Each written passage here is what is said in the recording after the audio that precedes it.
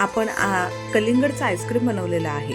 हो, पण ह्या आईस्क्रीमने तर कमालच केली, कारण सर्वजण अक्षरशः या आईस्क्रीमवर तुटून पडलेले आहेत.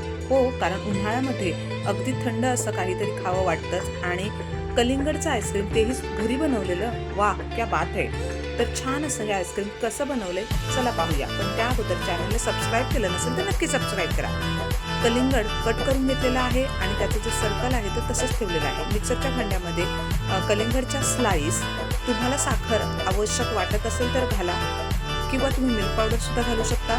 आणि त्यामध्ये मी फ्रेश क्रीम घातलेले आहे, नाही घातली तरी हरकत नाही. आणि हे 7 ते 8 तास फ्रीजमध्ये सेट करायला ठेवलं आहे. सुंदर असं हे आईस्क्रीम तयार झालेलं आहे आणि चवीला सुद्धा अप्रतिम असं हे लागतं.